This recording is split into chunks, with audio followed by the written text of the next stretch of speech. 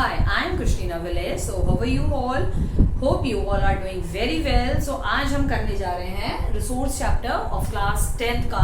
तो रिसोर्स के बारे में आपने 9th में भी पढ़ा है, 8th में भी पढ़ा है, 7th में भी पढ़ा है, 6th में भी आपने थोड़ा बहुत रिसोर्स के बारे में पढ़ चुके हो. As well as you studied about the resource the science also. Non renewable resources क्या होते हैं, रिन्यूएबल रिसोर्सेज कौन से होते हैं, ठीक है, और आपके बाकी जितने भी टाइप के रिसोर्सेज होते हैं, आपका एग्जॉस्टेबल कौन से रिसोर्सेज को कहते हैं, नॉन एग्जॉस्टेबल कौन से रिसोर्स होते हैं, ठीक है, ऑब्जेक्टिव्स कौन से रिसोर्सेज होते हैं. ये कई चीजें, कई रिसोर्सेज के बारे में, डिफरेंट रिसोर्सेज के बारे में आप 8th में ऑलरेडी पढ़ चुके हैं. 8th में मैंने आपको पढ़ाया है, 9th में भी थोड़ा बहुत आप रिसोर्स के बारे में पढ़ चुके हैं, ठीक है. सो आज हम उसी चीज को रिपीटेड करेंगे in geography. So resources, you know what is resources. जो भी चीजें हैं जो हमारी नीड्स को फुलफिल करती हैं, that is resources.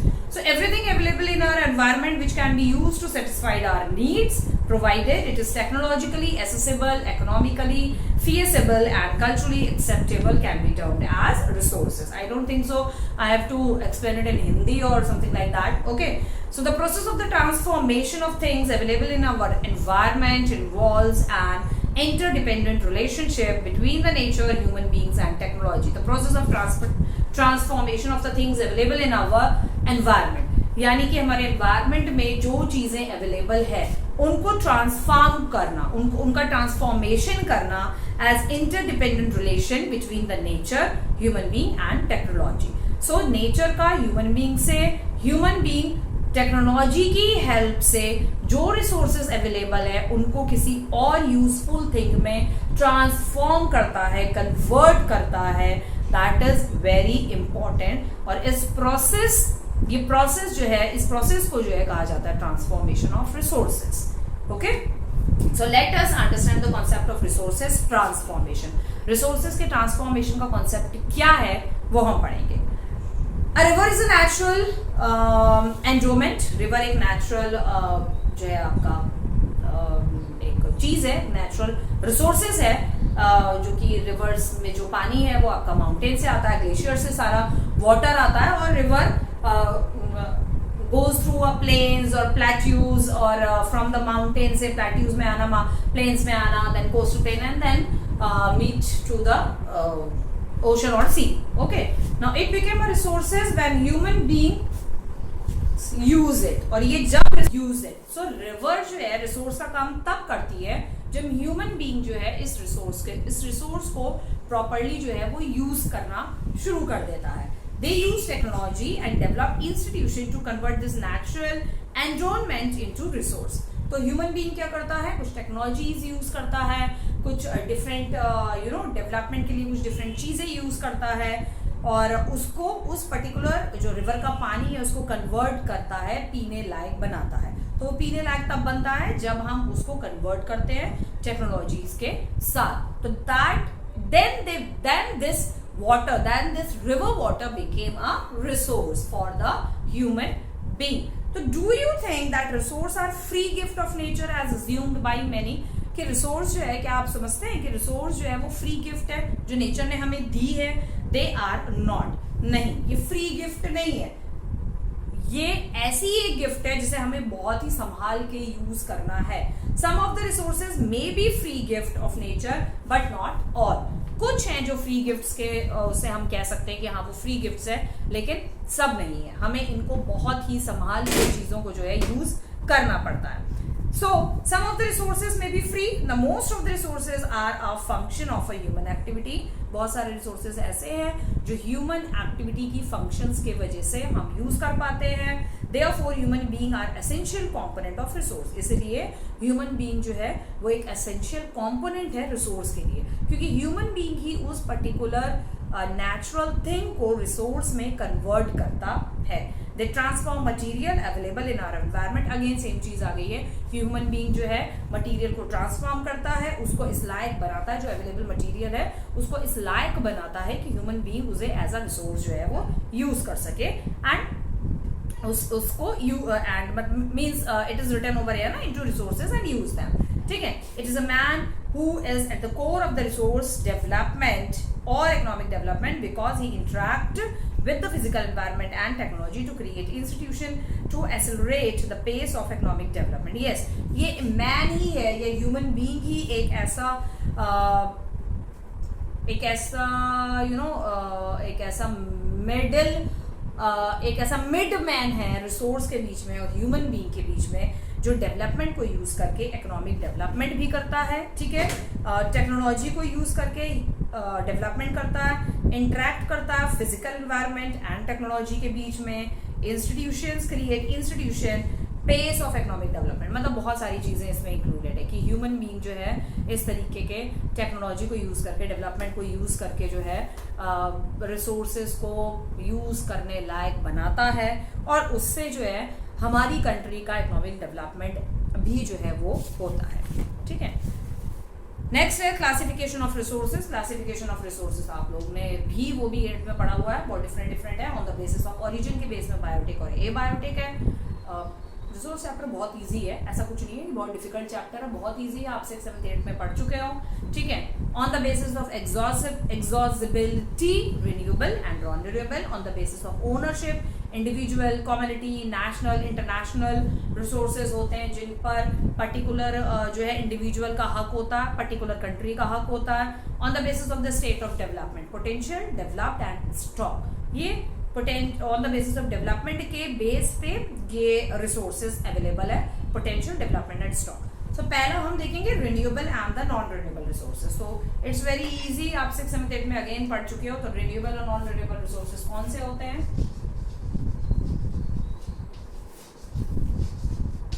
So renewable resources जो कभी खत्म नहीं हो सकते, मीन्स टू से लाइक सनलाइट हो गया, एयर हो गया, एयर से जो है हम एयर को लेके जो रिसोर्स हम बनाते हैं, दैट इज एयर को लेके हम क्या बनाते हैं, दैट इज विंड मिल का यूज करके हम इलेक्ट्रिसिटी प्रोड्यूस करते हैं। सनलाइट का यूज करके we can start a new with technology और डेवलपमेंट के साथ हमने सोलर पैनल्स बनाए हुए हैं जो सनलाइट को एब्जॉर्ब करता है and it is also converted into electron. ये हो गया आपके रिन्यूएबल और नॉन रिन्यूएबल। एग्जांपल मैंने आपको दे दिया है, ठीक है। कुछ एग्जांपल्स यहाँ पर दिए हुए हैं, like again and again renewable natural resources which can be used again. Renewable resources are those resources which can be used again and again, renew होते रहते हैं वो, ठीक है, जो कि हम again and again उसको यूज कर सकते हैं।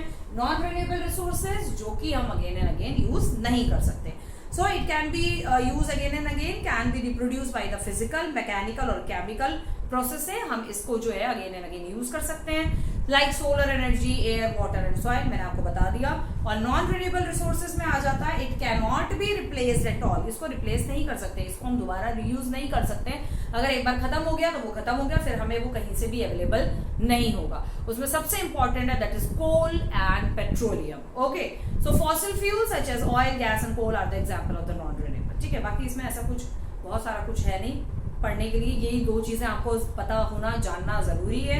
Scientist estimate that there are enough deposit of the fossil fuel resources to last for only 1 or 2 century before supplies run out. तो साइंटिस्ट के अकॉर्डिंग जो है फॉसिल फ्यूल की जो मात्रा है वो हमारे पास इतनी है कि अभी ओनली 1 or 2 सेंचुरीज यानी कि 1 सेंचुरी में 100 ईयर्स यानी कि 200 ईयर्स के लिए ही हमारे पास सिर्फ जो है फॉसिल फ्यूल्स बचे हुए हैं, उसके बाद जो है उसकी सप्लाई जो है वो खत्म हो जाएगी। On the basis of biotic और एबायोटिक भी आप लोगों को पता है, resources which are obtain from the biosphere and have a life are known as biotic हो गए आपके, जो कि लिविंग रिसोर्सेज है, लिविंग थिंग्स है। Biotic resources normally forest, livestock, example renewable resources, renewable biotic resources. Abiotic basically जो non living thing है, ठीक है।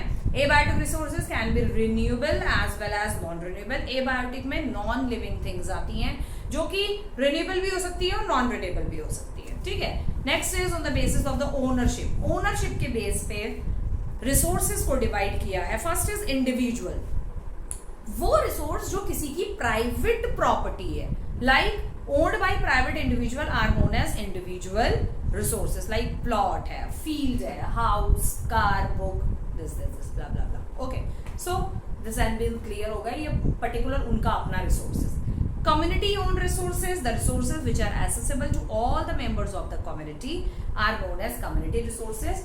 कम्युनिटी रिसोर्सेज जिसमें पूरी कम्युनिटी जो है उसकी मेंबर है या उसकी ओनर है, पूरी कम्युनिटी। लाइक विलेज का पॉन्ड, विलेज में जो पॉन्ड होता है वो, पब्लिक पार्क, प्लेग्राउंड, ये है।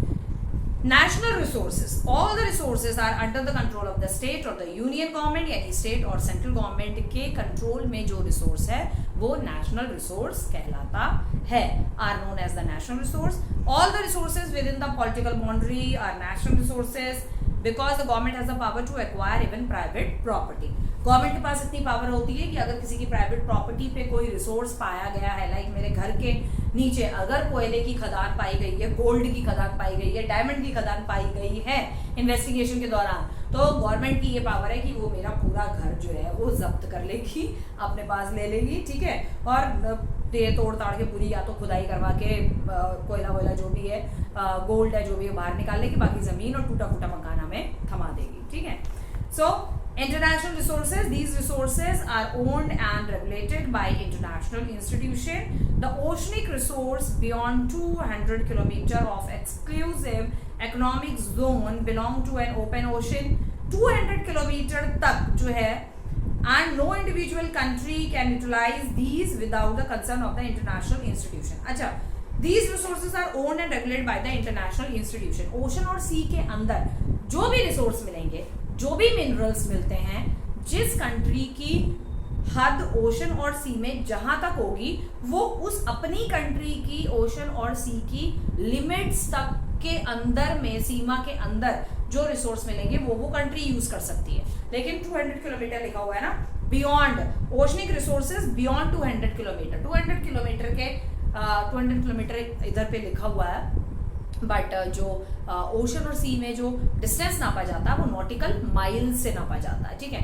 200 किलोमीटर को नॉटिकल माइल्स में कन्वर्ट कर लीजिएगा, जितना भी आएगा उसके अकॉर्डिंग, ठीक है। सो वो जितने नॉटिकल माइल्स तक जो है ओशन की, जो यहाँ पे 200 किलोमीटर के बाद जो नॉटिकल माइल्स लगेगा, उसमें उस पानी में जो है इंटरनेशनली सभी कंट्रीज का हक होगा। अगर वहां पे कोई मिनरल मिलता है तो इंटरनेशनली सभी कंट्री से बातचीत करके, अगर किसी कंट्री को चाहिए वो मिनरल यूज करना चाहता है, तो इंटरनेशनली बातचीत करके, टॉक करके, तभी वो उस मिनरल को यूज कर सकता है। India has got the right to mine manganese, India के पास राइट है मैग्नीज को निकालने का ओशन के अंदर से, manganese from the bed of the Indian ocean, क्योंकि इंडियन ओशन तो खैर हमारी हद में आता है, from that area which lies beyond exclusively economic zone, यानी कि 200 किलोमीटर, यानी कि जितने जो नॉटिकल माइल समुद्र में लगता है, ओशन या सी में लगता है, उसके अंदर के जितना मिनरल्स है, तो हमारी जो हद में जो मिनरल पाया जाता है वो है आपका मैग्नीज। तो इंडिया उसे एक्सट्रैक्ट कर सकती है, निकाल सकती है, यूज कर सकती है, उसके बाद यानी कि इकोनॉमिक जोन के बाद का यूज नहीं कर सकती। उसके बाद नेक्स्ट आता है आपका on the basis of the state of development, यानी कि स्टेट ऑफ डेवलपमेंट यानी potential resource, developed and the stock. ये है थोड़ा सा पढ़ने वाला, ज्यादा ध्यान देने वाला, ठीक है। पोटेंशियल रिसोर्स क्या होता है? Potential resource which are found in a region, एक पर्टिकुलर रीजन में पाया जाए, but have not been utilized due to lack of capital, technology और अदर रीजन। किसी रीजन में कोई रिसोर्स है, लेकिन उस रीजन को लैक ऑफ टेक्नोलॉजी की वजह से, लैक ऑफ डेवलपमेंट की वजह से उस रिसोर्स को यूज ही नहीं किया जा रहा है, वो यूज्ड ही नहीं हो पा रहा है, वो ऐसे ही पड़ा खराब हो रहा है, ठीक है। For example the western part of the Indian, particularly जो वेस्टर्न पार्ट है इंडिया का, that is Rajasthan and the Gujarat, have enormous potential for the development of the wind and the solar energy. तो वेस्टर्न पार्ट जो है हमारा राजस्थान और गुजरात का, वहां पर एनॉर्मस अमाउंट में विंड्स चलती हैं और सोलर एनर्जी प्रोड्यूस करी जा सकती है। तो अब तो डेवलपमेंट की वजह से अब डेवलप्ड हो गया, टेक्नोलॉजी आ गई है, तो अब वो रिसोर्सेज यूज होने लगे हैं, लेकिन इससे पहले तक 10-15 साल पहले तक जो है वो वहां के जो ये रिसोर्सेज थे वो particularly because of the lack of the development and technology की वजह से यूज नहीं हो पा रहे थे, ठीक है। But so far these have not been developed properly, लेकिन थोड़ा बहुत यूज हुआ है, लेकिन अभी इतना ज्यादा डेवलपमेंट भी वहां पर नहीं हो पाया है कि उसको, उस विंड एनर्जी को, सोलर एनर्जी को पूरा यूज कर लिया जाए। Next is developed resource. Developed resource क्या होता है?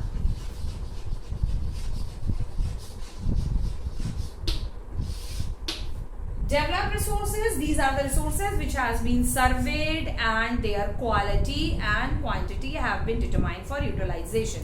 ये वो resources होते हैं जिन resources के लिए सर्वे वगैरह किया गया है, उसकी क्वालिटी अच्छी है, उसकी क्वांटिटी भी अच्छी है, यूटिलाइज किया जा सकता है, यूटिलाइजेशन उसका हो सकता है, उसका यूज हो सकता है. The development of resources depend on technology. लेकिन उसको किस तरीके से डेवलप्ड किया जाएगा ये किस पे डिपेंड करता है? टेक्नोलॉजी पे, कि इसको यूज करने के लिए कि अच्छे से ह्यूमन बीइंग उसे प्रॉपरली यूज करे, तो उसके लिए क्या हमारे पास बेटर टेक्नोलॉजी है? क्या उसके लिए हमारे पास वो टेक्नोलॉजी है जो इसके वो टेक्नोलॉजी जिसके वजह से इस रिसोर्सेज का यूटिलाइजेशन हो सकता है? तो क्या हमारे पास वो टेक्नोलॉजी, क्योंकि इसकी क्वांटिटी ज्यादा है, क्वालिटी अच्छी है. So and level of their feasibility. For example, India has a cumulative total 2,47,000 million ton of coal resources. तो इंडिया के पास जो है cumulative total 2,47 million tons में जो है रिसोर्सेस अवेलेबल है, रिसोर्सेस अवेलेबल हैं. ठीक है, इस क्वांटिटी में रिसोर्सेस अवेलेबल है. लेकिन कई जगहों पर ऐसा है कि उस लेवल की जो है टेक्नोलॉजी डेवलप नहीं हो पाई है, जिसके वजह से इतना कोल जो है वो मतलब कहीं किसी दूसरी जगह से ट्रांसपोर्ट करके और यूटिलाइजेशन वाली प्लेस पर ले जाया जा सके और उसे यूटिलाइज किया जा सके. सो अभी इतनी भी इंडिया भी इतना भी इस मामले में इंडिया अभी भी इतना डेवलप नहीं हुआ है. That is why India is to be still in the developing countries. Next is the stock. Stock resources क्या होते हैं? There are the material in the environment which have the potential to satisfy the human needs. बहुत सारे materials environment में हैं जो कि human needs को सेटिस्फाई कर सकते हैं, but could not be use as a human being. लेकिन ह्यूमन बीइंग उसको यूज नहीं कर रहा है. Human beings do not have a appropriate technology. Again human being के पास एप्रोप्रिएट टेक्नोलॉजी नहीं है, लेकिन स्टॉक बहुत सारा है उस रिसोर्सेज का to convert them into usable form, कि उसको यूजेबल फॉर्म में यूज किया जा सके. फॉर एग्जाम्पल वाटर है, H2O is a compound of 2 inflammable gases. और वाटर में दो तरीके की गैसेस हैं, वो आपको मालूम ही है. H2O जब बोला गया है तो यानी कि दो गैसेस, ये हो गए आपकी हाइड्रोजन के 2 मॉलिक्यूल्स और ये हो गया ऑक्सीजन का 1 मॉलिक्यूल होता है. ठीक है, तो ये दो गैसेस हैं and oxygen, but human being do not have the required technology to use them as a resources. लेकिन हम ह्यूमन बीइंग्स के पास इतनी टेक्नोलॉजी नहीं है कि वाटर जितना भी ओशन में है, सी में है, बहुत है, बहुत. ओशन और सी में तो होता है ना 70% हमारी अर्थ जो है वो 75% कवर्ड है विद द वाटर. बट हमारे पास इतनी टेक्नोलॉजी नहीं है. वो ओशन और सी का वाटर जो है इतना ज्यादा खारा है, इतना ज्यादा सॉल्टी वाटर है कि हमारे पास वो टेक्नोलॉजी ही अभी डेवलप नहीं हुई है कि उस वाटर को हम यूटिलाइजेशन की फॉर्म में बनाकर उसे यूटिलाइज कर सकें. ठीक है, तो स्टॉक हमारे पास बहुत सारा. Water mix of the hydrogen and oxygen stock है. Water has potential energy can be use to produce hydro electricity. इसका भी रिजर्व हम कर सकते हैं, इसका भी रिजर्व बहुत है. नेक्स्ट आता है आपका रिजर्व्स. रिजर्व्स हमारे पास क्या क्या है? These are the subset of the stock. ये स्टॉक का ही एक तरीके का सबसेट है. स्टॉक जैसे कहते हैं ना, हमारे पास बहुत सारा स्टॉक है एंड रिजर्व हमने ये सारी बहुत सारा कुछ हमने रिजर्व करके रखा हुआ है, which can be put into use with the existing technology, जो कि हम यूज में ला सकते हैं जो हमारी टेक्नोलॉजी है, एग्जिस्टिंग टेक्नोलॉजी जो हमारे पास है. But their use have been postponed keeping in mind. लेकिन उसका यूज अभी जो है पोस्टपोन कर दिया है, आगे बढ़ा दिया है. माइंड में ये कीपिंग इन माइंड में इन चीजों को रखते हुए the need for the future generation के बारे में सोचते हुए उन रिजर्व करी हुई चीजों को अभी पोस्टपोन कर दिया, अभी आगे बढ़ा दिया कि अभी हम इसको यूज नहीं करेंगे, क्योंकि आने वाली हमारी फ्यूचर जनरेशन को भी जो है जरूरत पड़ सकती है रिसोर्सेज की. इसलिए हमें कुछ रिसोर्सेज को रिजर्व करके रखना है. For example, India has a sufficient amount of a forest to fulfil the needs of present generation. Forest जो है हमारी कंट्री में फुलफिल है. ठीक है, अमाउंट में, सफिशिएंट अमाउंट में हमारे पास फॉरेस्ट है. ठीक है, वो जो कि प्रेजेंट डेज की जो जनरेशन है हमारे लिए बहुत है, हमारे लिए सफिशिएंट है, बहुत बहुत बहुत से ज़्यादा, but they are being protected for the future generation. लेकिन हमें अपने फॉरेस्ट्स को बचाना है, किस लिए बचाना है? फ्यूचर जनरेशन के लिए हमें अपने फॉरेस्ट को बचाकर रखना है। That is very important, okay, to save the forest, to save the tree, to save the animals, wildlife and everything. Next is the developed of resources. Next जो इसका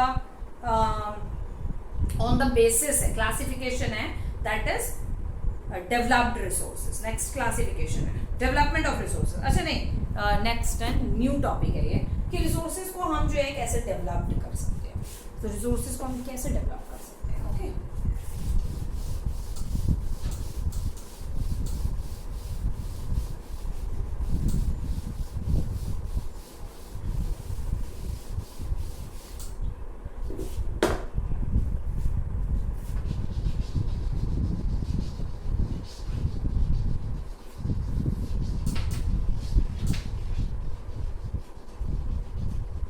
Development of resources. So how we can develop the resources? Resource को हम कैसे develop करेंगे? Resources are vital for the human survival, development and for the maintaining of the quality of life. Resource बहुत important है भाई development के लिए, human survival के डेवलपमेंट के लिए, और साथ ही साथ इंसान की लाइफ की क्वालिटी को मेंटेन करने के लिए रिसोर्सेज बहुत ज़रूरी है। दो, resources are the gift of the nature. Yes, resources जो है वो गिफ्ट है जो कि हमें नेचर ने दी है, but over utilization of resources has led to the many problem. लेकिन अगर हम रिसोर्सेज को बहुत ज़्यादा यूज करेंगे तो ओवर यूटिलाइजेशन करेंगे तो रिसोर्सेज जो है वो खत्म हो जाएंगे, one on the another day resources but obvious खत्म होंगे। तो फर्स्ट है डिप्लीशन ऑफ द रिसोर्सेज, कि रिसोर्सेज का डिप्लीशन ना हो। और रिसोर्सेज का डिप्लीशन कैसे होगा? जब हम उसे ओवर यूटिलाइज करेंगे, बहुत ज्यादा जब हम उसे यूज करेंगे। Has led to depletion of resources for meeting the greed of few individual. कुछ लोग अपनी ग्रीड्स को, अपनी ग्रीडी पीपल होते हैं ना, क्या बोलेंगे ग्रीडी पीपल्स को? हिंदी नहीं पता मुझे, इसका हिंदी का नहीं पता है, इतना Hindi I don't know. Okay, so you can find out in the dictionary. Greedy I know, but greedy का प्रॉपर हिंदी वर्ड मुझे नहीं पता है, ठीक है ना, जो सिर्फ अपने बारे में सोचते हैं, ठीक है। तो उन ग्रीडी पीपल्स की वजह से जो है ये रिसोर्सेज हमारे one on the another day खत्म हो सकते हैं। For example, over utilization of the fossil fuel has led to situation where most of the countries of the world are facing problem of pollution and energy crisis. So बहुत सारे लोगों की वजह से जो ग्रीडी पीपल्स है उन्होंने जो ओवर यूटिलाइजेशन फॉसिल फ्यूल का, ठीक है, over utilization of fossil fuel का जो किया है उसका रिजल्ट क्या है? Has led to the situation where most of the, बहुत सारी कंट्रीज जो है बहुत सारी डिफरेंट प्रॉब्लम्स को फेस कर रही हैं। और वो प्रॉब्लम क्या है? पॉल्यूशन एंड एनर्जी क्राइसिस, ठीक है। एनर्जी की कमी हो गई है, विंड एनर्जी नहीं है, या सोलर एनर्जी नहीं है, या और जो डिफरेंट एनर्जीज हैं वो नहीं है हमारे पास, इलेक्ट्रिसिटी नहीं है, पॉल्यूशन कुछ कंट्रीज में बहुत ज़्यादा हो गया है। कंसंट्रेशन ऑफ रिसोर्सेज, सेकेंड जो इसका रिसोर्सेज को बचाने का जो तरीका है वो है second, concentration of resources. This has divided the society into haves and have-nots and rich and poor. तो concentration of resources यानी कि इसने सोसाइटी को दो पार्ट्स में डिवाइड कर दिया। कुछ लोग कह रहे हैं कि नहीं भाई हैव टू यूज करना है, कुछ कहते हैं हैव नॉट टू यूज, नहीं यूज करना है, एंड रिच एंड पुअर। तो जो रिच है वो हैव पे जा रहा है कि भाई यूज करेंगे, हम तो करेंगे, लेकिन पुअर जो है वो यही सोचता है कि भाई हैव नॉट, कि भाई ज़्यादा से ज़्यादा रिसोर्सेज बचें, ज़्यादा जो है यूज़ में ना हम इनको ले, जितनी ज़रूरत है उस हिसाब से हम इनको यूज़ में लें, ठीक है।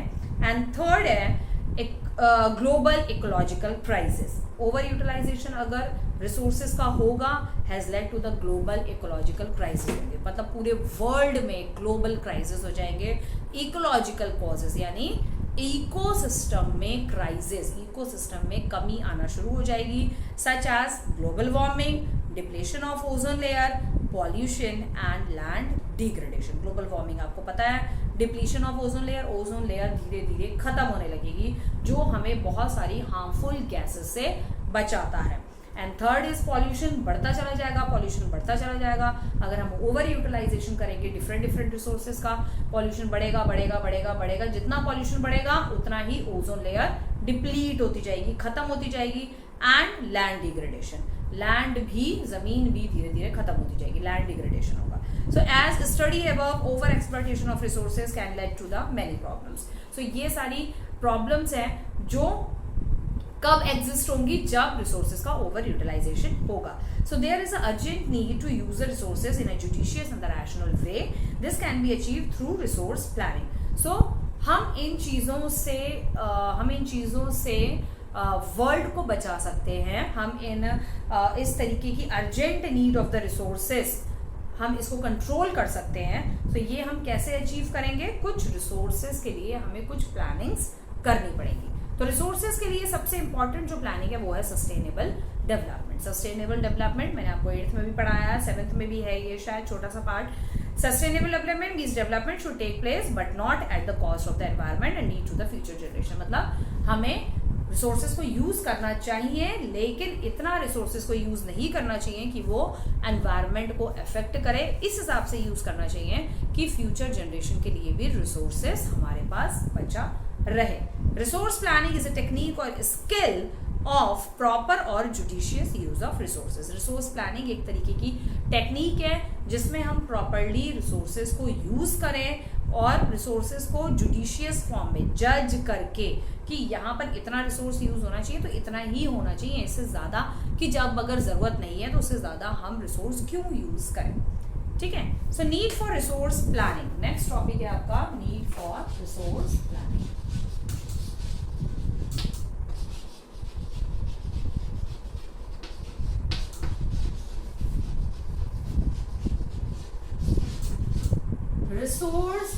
रिसोर्सेस को प्लान करने की जो नीड है, जो जरूरत है, वो क्यों हुई कि हमें रिसोर्सेस को प्लान करके यूज करना चाहिए। ठीक है। चैप्टर तो बहुत बड़ा है, बहुत बड़ा है। 1 पेज हो चुका है, 2 3 4 5 6 देन 7 पेजेस का चैप्टर है। इसमें डिफॉरेस्टेशन, ओवरग्रेजिंग भी दे रखा है, सॉइल्स के बारे में भी दिया हुआ है। सॉइल्स आपने यार 6th 7th 8th में भी पढ़ा होगा, डिफरेंट सॉइल्स ऑफ इंडिया। ठीक है। खादर, बांगर सॉइल किस यूज में आती है, लैंड डिग्रेडेशन, कंजर्वेशन, ये सारा कुछ आप 8th में वैसे आप पढ़ चुके हो, 10th में दोबारा रिपीटेड ज्योग्राफी में ये दे दिया है। So need for resource planning ये आप पढ़ना and we are going to continue need for the resource planning in the next video. You can see or you can study about this topic in my next video. So hope you enjoying the video, share it with your friends, and I'll see you next time. Bye bye.